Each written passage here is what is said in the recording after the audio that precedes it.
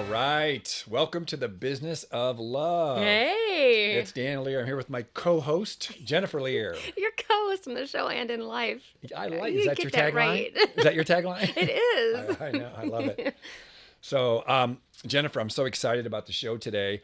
And I'm excited just, to be here with you. It's amazing to be able to come here and give back and Awesome. share with people who are looking to grow their business and also grow their relationship. What you laughing This at? is the business of Yeah, love, that's right, that's right. Yes.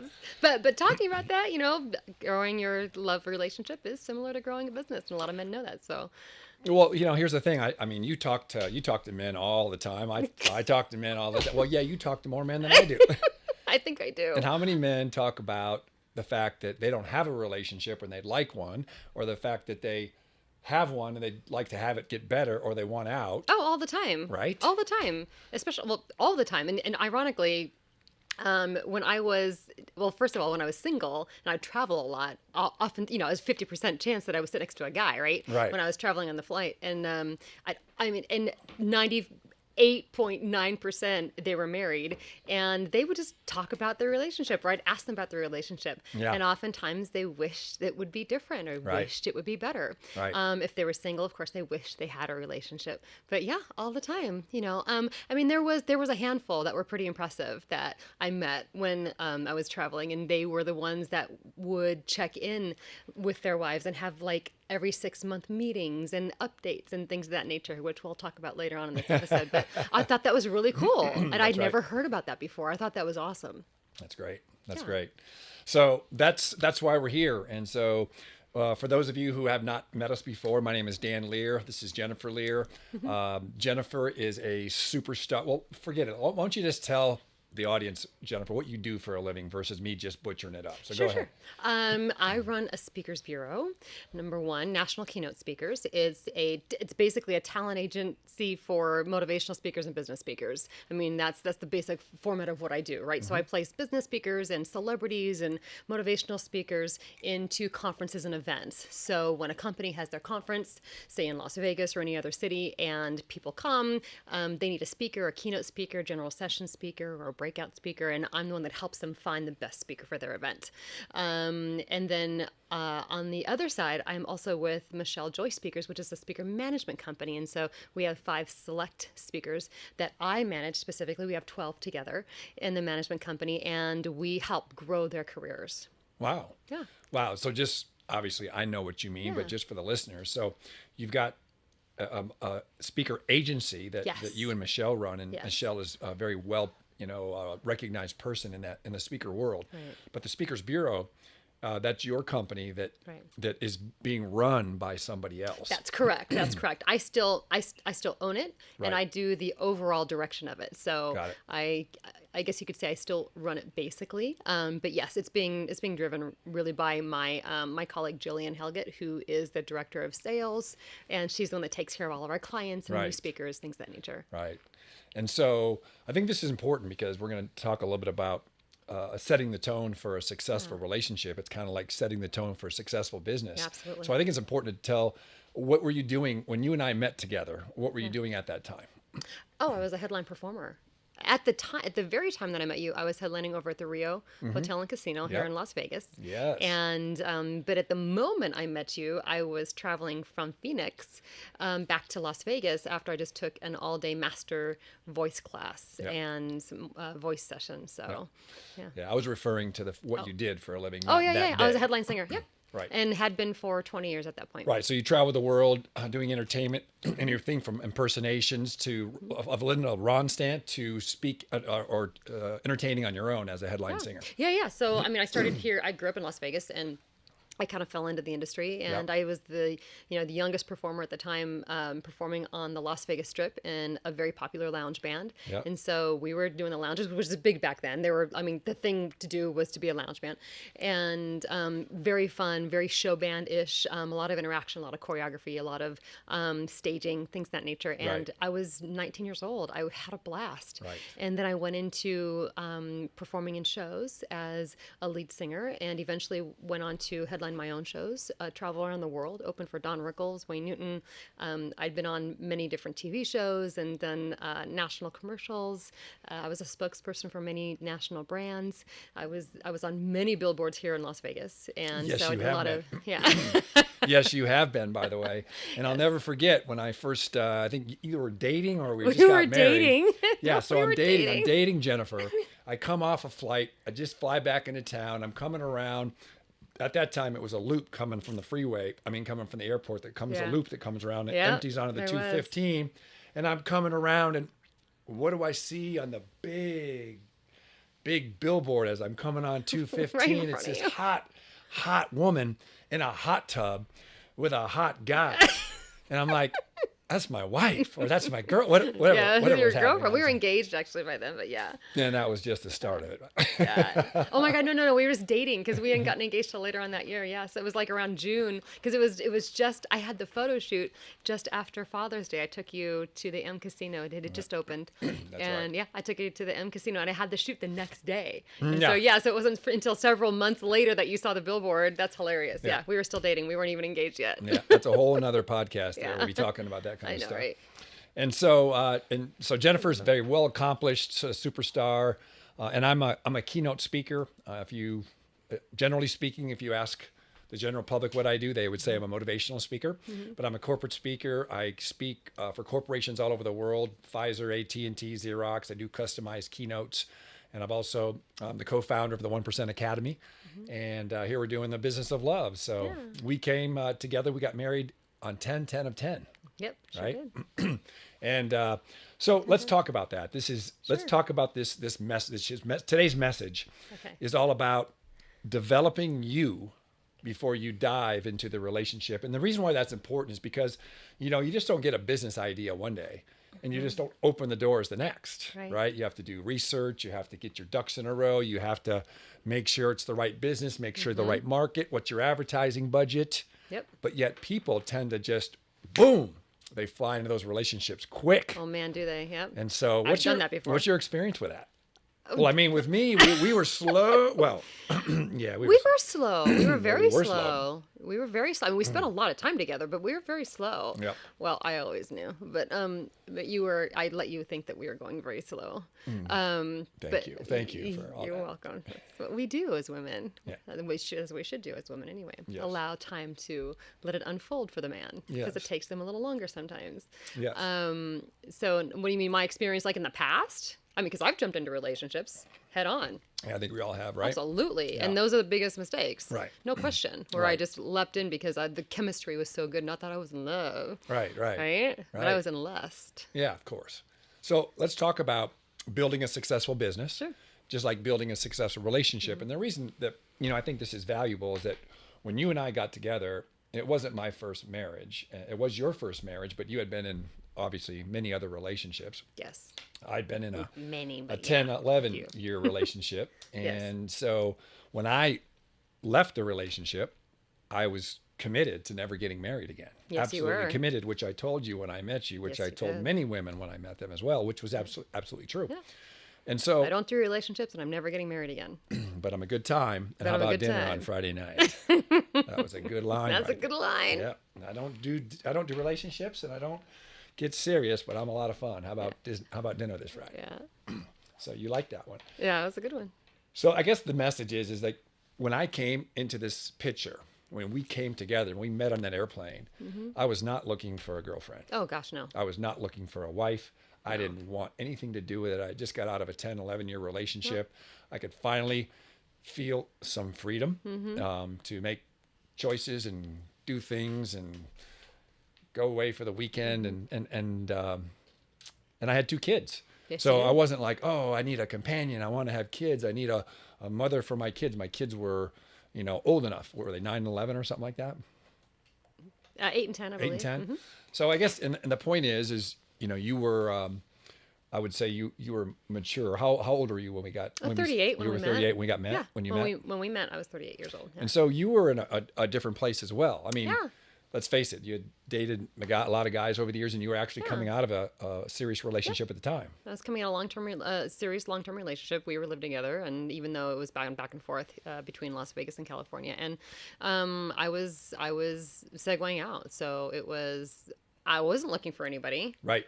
And I certainly wasn't like in the market that day because I was exhausted. I had You were no not makeup on. in the market that Oh day. I'll tell you man, right I wasn't. now. I wasn't in the market that day. I looked horrible that day because I certainly wasn't gonna. It's funny because I traveled for 20 years, literally. Because I'm 30. I started traveling when I was 20 or 18. 30 years, traveling for 30 years, never, ever, ever, ever, ever sat next to the man of my dreams. Like, never. Not once. And you know how many times I put my makeup on and looked cute when I was traveling? Yeah. Not once. And the day that actually, I had gotten a stain or something on my shirt, so I bought this janky shirt at the airport in Phoenix. I don't know if you remember that, but it was this funky, like, multicolored desert landscape. And I'll never forget when I got off the flight after I had spent that time with you, that whole flight, and we had parted ways. I looked down, I was like, oh my God, the medium plastic strip was still on the shirt. I was laughing so hard. I thought it was so funny. It was camouflaged by the desert landscape of the shirt. But at least it was a clean shirt. And, but yeah, so yeah. But that's interesting because you weren't overly concerned. You didn't look your best. No. And I saw you. Oh, you weren't attracted to me. I was not attracted to you. No. And so when you sat down and we're chatting it up. You just thought I was a cool girl. You're a cool chick. Yep. And so we're just talking. And I think that, man, I don't know, that was valuable. And it was valuable to me too, as a weird, because I'm only speaking for me, but I know a lot of men who are like me is that, if let's say you're with somebody who you feel, if you meet somebody who's really attractive, it's a different vibe. That's for sure. I mean, yeah. it just is. True. Yeah. You're probably trying to be on your P's and Q's and whatever. And be it's just that and, different vibe. Yeah. And so, you weren't at your best that day. Nope. And I didn't care. I wasn't judging. It just was what it was. And so you were in your full suit Yeah, too, because you're coming back from coaching Terry Porter from the Phoenix Suns that day. That's right. Right? That's right. Terry Porter had just got the head job of the Phoenix Suns, and I was coming back from meeting with him because he had hired me to come in and help him with some of his leadership and speaking skills for the Suns. And I was coming back, and we met. Yeah. And so I guess what I'm saying here is the message is, like building a business, there's so many details that have to be fixed first. You got to do the thing. And so what makes people think that you can just meet somebody and all of a sudden, boom, that's going to be it? Because there's work that you need to do on yourself Absolutely. and then after and during, there's work that you have to do. Just like when you're working with a business. Yeah, I know. I talked to a lot of people over the years about this, and we talk about you have to be so complete yourself before you look for somebody else, right? And I think that's when it happens, is that you're not looking for somebody else because you are complete, is when you find somebody else.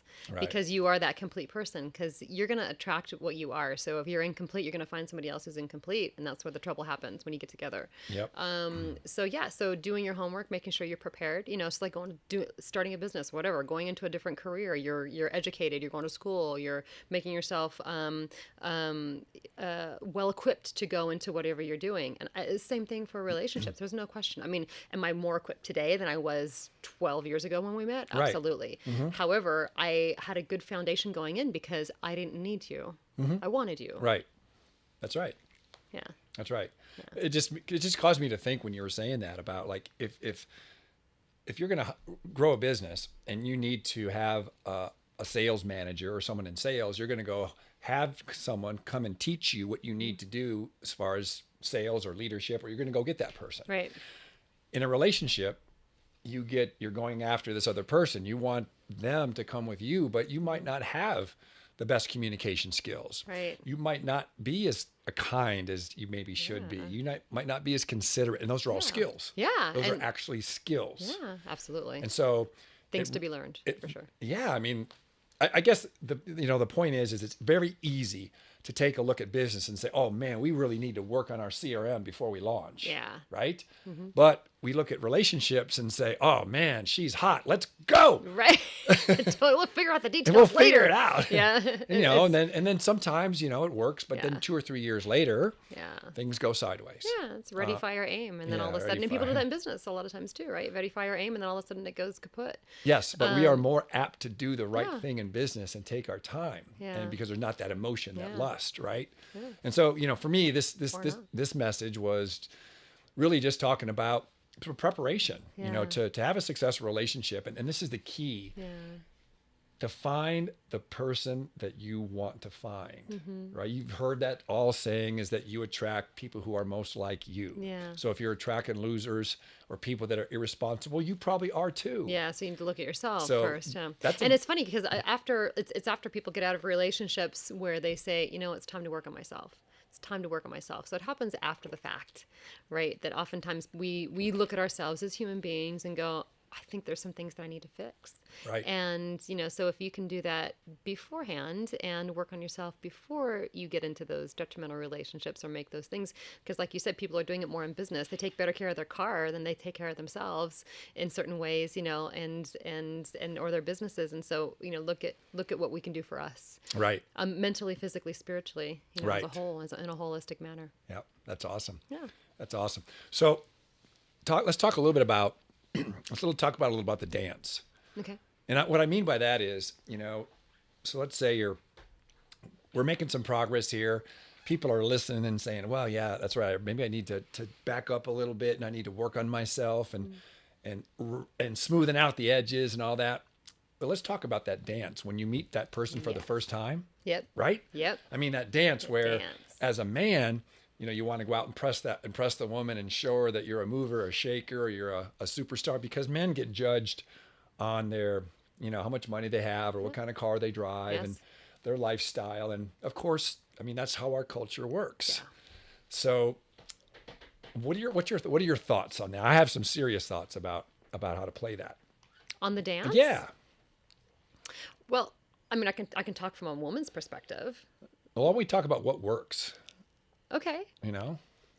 Well, let me just give you, for instance. Yeah. How's that? So here I have a guy who had a miserable last marriage, who was totally burned, right? Has bad taste for women, or at least relationships, and never wants a committed relationship, and certainly never marriage. And I look at you and go, you look like a prospect to me, right? Oh, man. I mean, what a better challenge than that?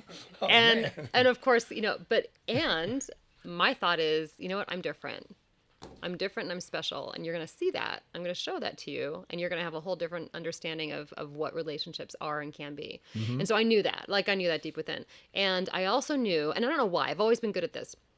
I also knew that you needed time, to see it and understand it. And so I needed to give you space. Right. And that's what I did. So I let you drive for the most part. I was there.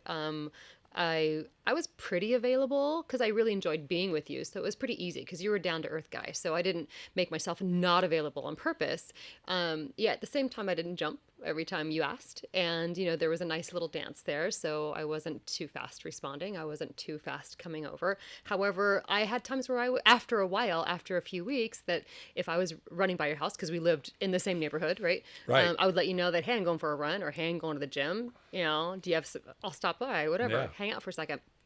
And that's when we were just friends and we were just talking a lot. Yep. And, but really understanding the other person and being so contained that you can allow, especially a guy, allow that time, allow that space to breathe. Now, when I first saw you on the plane, I thought you were cool and different and fun and interesting because of what you did for a living. I was always into personal development, so that really was cool for me.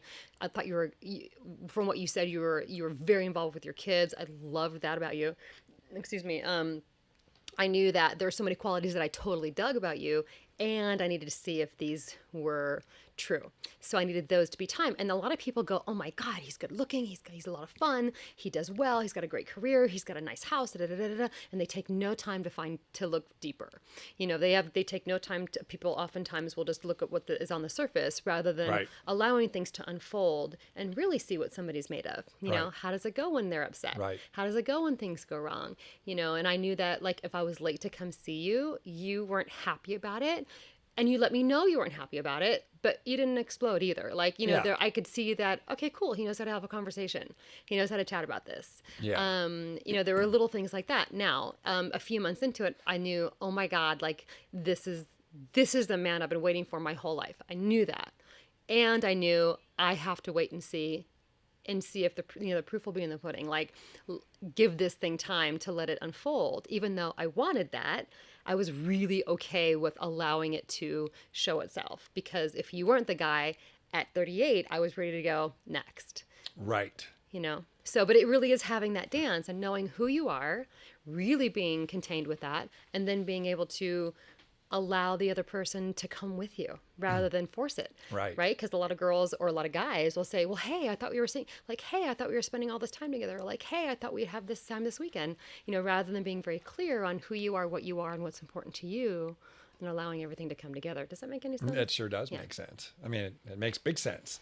And again, back to the business analogy, right? It's just what you do in business. Yeah. Right? You take your time, you do it right. Yep. You're not rushing, because if it's right, it's right. Yeah. If the business is right, it's going to make it happen. Yes. You don't have to push it and rush it. Right. So, I mean, you just think about it. When you push stuff in business and you rush stuff, you cut corners, the business ends up costing you in the long run because you're wasting leads or you're not managing people correctly, and then things fall apart. Truly. And the same thing is true in relationships. And that's why it's the business of love. If you handle your love like you're handling your business, and I don't mean to sound it like, like there's no emotion there, but it just makes sense that you have to put time into things. Yeah. Well, and on that note, so can we go here? I mean, I don't know where we are. I was about to give some action steps, but wrap it up, but I'm open. What on that note, like to go just a little bit deeper rather than skimming so far on the surface is that, okay, so you're focused at your work, you're focused at your job, you're focused on your career or your business. Same thing about relationships. Like you're so focused in the beginning, but after a while, if you're not keeping focus on that, something gives way. Absolutely. Right? So it's the same thing. So it's about the actions. It's about the what do you call it? The consistency, right? Just like what you teach in business. So it's consistency after you are together and allowing that to blossom, because if there's no consistency, there's no security or feeling safe for the other person. So with the consistency of communication, with the positivity, with the certainness, and with the focus on the relationship, it can grow. If you don't do that, it goes away, just like not watering a plant. Right? That's right. Yeah. That's right. Well, that's well said. Yeah. Well said. So I want to break down these 5 questions and ask the listeners to rate themselves on a scale of 0 to 10, because I want to leave them with some action steps, right? Because this is a process, right? So it's really about awareness, about picking up a couple ideas today from the broadcast, and then seeing if you can work on one thing for yourself. Yeah. So I wrote a couple things down here. So here's some action steps. Write down these 5 things. Number 1 is loving. Number 2 is kindness. Number 3 is patient. Number 4 is understanding. And number 5 is supportive. And the reason I wrote these down is because, like, when I think about a woman that I would want in my life, those are the things that I want in my life. Yeah, you could sure put sexy and hot and all that stuff, definitely. Mm-hmm. But if those are the characteristics of things that I would want. And so because I know what I know that you give what you get. Mm-hmm. So I rated myself on this scale of 0 to 10 in all 5 of these categories. Oh. And I came up short. Oh. And so I had to make some adjustments. And so I think that is really valuable. So what I'd like our listeners and our people watching the podcast is go ahead and rate yourself on a scale of 0 to 10 on those 5 things. Number 1 is loving. Mm-hmm. Rate yourself on a scale of 0 to 10. 10 is the best, 0 is terrible. Kindness, 0 to 10. Patient, 0 to 10. Understanding, 0 to 10. Supportive, 0 to 10. Where are you on that scale? And I just know where I was. Mm-hmm. I mean, I looked at my thing on patient. I mean, I give myself a solid 5. I mean, a solid 5 on a good day. I would say a solid 5 on a good day. Right. Yeah. And so, You know, and improving every that's day. the behavior that I would exhibit towards you Yeah. and my kids on occasion. And what's sad about it is I would give you that 5 and I might give someone else an 8. Yeah. And so that's a wake up call for me. So if I wanted to be around somebody who's has those characteristics and is up in the 8, 9, or 10 range, then I needed to match that. And so you're 10s on all those levels right there. You're 10s on all Thank those. you. And so I was not. Yeah. And so let me ask you right now. So on a scale of 0 to 10, where am I on the loving scale right now? Oh, you're a 10. Okay. How about kindness? Today, you're talking today, not throughout our marriage, This right? week, you know, Okay. whatever. Today, or this week, yeah, you've been really, really kind. I'd say you're a good 8 on kindness. Okay. Patient. I would say you're probably vacillating between, for me, like actually to me, patient, you're definitely in the 8 category. Okay. Understanding. I would go. Like 12. Well, Come on. okay. Come on. I Are you would say serious right now? I would say an 8. You're talking to butterflies and stuff. 9. Supportive? Oh, you're very supportive. I would say a 10. 10. Yeah. So I got a few things to work on, but I've made a lot of progress. And those numbers have certainly come up through the course of our marriage. Yeah, and it's also important that those numbers change all the time. Yeah. So you can go through some tough times in your life, and hey, I haven't been very kind lately, but it doesn't mean you're not able to change those things. Right. So Right. that's the action steps for today. So hope you all got some good ideas from today's podcast, The Business of Love with the one and only Jennifer Lier. So make it a great day. Take some action steps and listen. Now, listen, if 5 of these is too much for you to work on, just work on 1. All right. So if I'm overwhelming you with these 5 things, just do 1. Yep. Right, baby? Yep. Right. Just Yep. do 1. One at a time. Okay? Get your lowest area. If your kindness is a 2, then get it up to a 5. Yes. Right. Start taking steps to be the best you, and the business of love will prosper. Yes. I'm Dan Lier, and that is my co-host in life, There Jennifer you Lier, go. and we're out of here.